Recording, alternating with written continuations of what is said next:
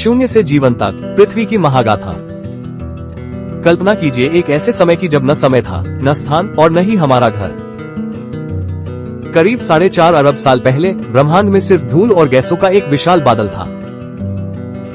इस मलबे के बीच दहकते हुए कण आपस में टकरा रहे थे, एक नई शुरुआत की तैयारी में। अचानक गुरुत्वाकर्षण की अदृश्य शक्ति ने इस मलबे को एक केंद्र की ओर खींचना शुरू किया। इस भीषण दबाव और गर्मी से जन्म हुआ हमारे सूर्य का, जिसने अंधकार को चीर दिया। सूर्य के जन्म के बाद भी उसके चारों ओर चट्टानों और गैसों का भयानक तांडव जारी था।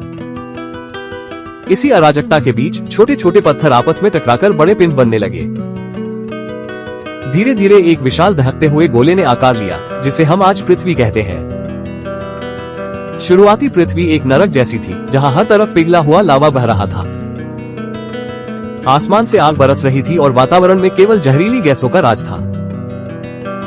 इस दहकते परिदृश्य के बीच आर्यन और ईला समय की यात्रा करते हुए प्रकट होते हैं। ईला इस भयानक दृश्य को देखकर डर जाती है और आर्यन से सवाल करती है। वो पूछती है कि क्या इस आग और तबाही के बीच कभी जीवन संभव था? आर्यन मुस्कुराता है और उसे समझाता है कि विनाश ही सृजन की पहली सीढ़ी है। तभी अंतरिक्ष की गहराइयों से एक विशाल खतरा पृथ्वी की ओर बढ़ने लगता है। ये थिया था, मंगल ग्रह के आकार का एक पिंड जो पूरी रफ्तार से टकराने वाला था। एक भीषण टक्कर हुई जिसने पूरे सौर मंडल को हिलाकर रख दिया। टक्कर इतनी जोरदार थी कि पृथ्वी का एक बड़ा हिस्सा टूटकर अंतरिक्ष में बिखर गया। इसी बिखरे हुए मलबे से धीरे धीरे हमारे चंद्रमा का निर्माण शुरू हुआ।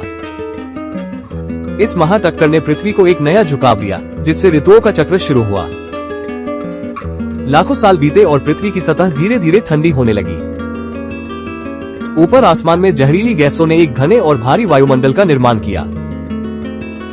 फिर शुरू हुई वो बारिश जो हजारों सालों तक बिना रुके लगातार बरसती रही। यह कोई साधारण बारिश नहीं, बल्कि एक महाजलप्रलय था जिसने दुनिया बदल दी। गहरे गड्ढे भर गए और दुनिया के पहले विशाल महासागरों का जन्म हुआ। अब पृथ्वी नीली तो दिख रही थी, लेकिन यहाँ अभी भी सांस लेने के लिए ऑक्सीजन नहीं थी।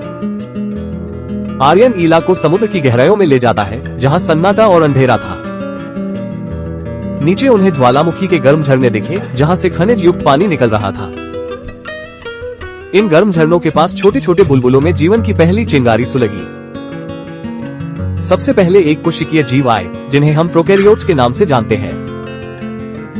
फिर प्रकृति ने एक और चमत्कार किया, साइनोबैक्टीरिया का उदय हुआ। इन छोटे जीवों ने सूरज की रोशनी से ऊर्जा बनाना और ऑक्सीजन छोड़ना सीखा। ये पृथ्वी के इतिहास की सबसे बड़ी क्रांति थी, जिसने भविष्य का रास्ता खोला।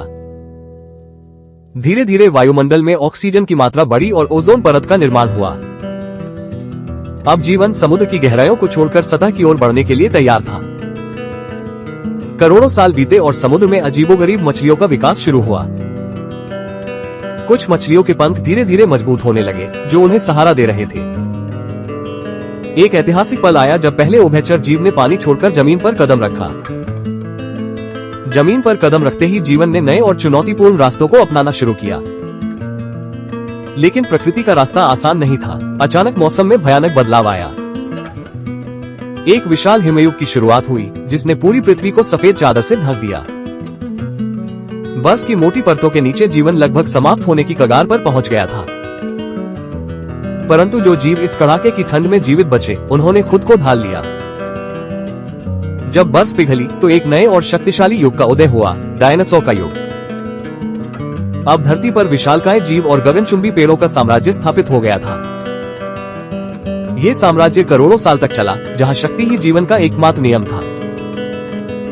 आर्यन और ईला इस अद्भुत दुनिया को देख रहे थे, तभी एक भयानक दहाड़ गूंजी। एक विशाल टी-रेक्स अपनी पूरी ताकत के साथ उनके सामने प्रकट हुआ। ईला डरकर सहम गई, लेकिन आर्यन ने उसे शांत करते हुए एक गहरी बात कही। आर्यन ने समझाया कि समय के चक्र में कोई भी शक्ति हमेशा स्थायी नहीं होती। तभी आसमान में एक चमकता हुआ पिंड दिखाई दिया, जो सीधे पृथ्वी की ओर आ रहा था। एक विशाल एस्टेरॉइड पृथ्वी से टकराया, जिससे एक प्रलयंकारी धमाका हुआ। इस टक्कर ने आसमान को राख और धुएं से काला कर दिया, जिससे सूरज छिप गया। बिना सूरज की रोशनी के पौधों का मरना शुरू हुआ और खाद्य श्रृंखला टूट गई।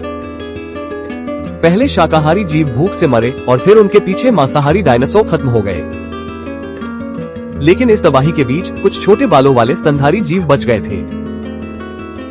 ये जीव जमीन के नीचे बिलों में छिपे थे, जहां वे बाहरी विनाश से सुरक्षित थे।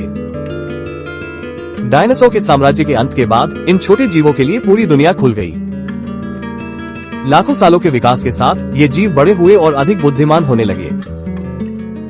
धीरे धीरे उन्होंने पृथ्वी के हर कोने पर अपना प्रभुत्व जमाना शुरू कर दिया। फिर घने जंगलों के बीच एक नई प्रजाति उभरी, प्राइमेट्स। वे पेड़ों से उतरकर जमीन पर आए और धीरे धीरे सीधे खड़े होने लगे। उनके हाथ अब औजार बनाने के काबिल हुए और उनके दिमाग में नए सवाल उठने लगे।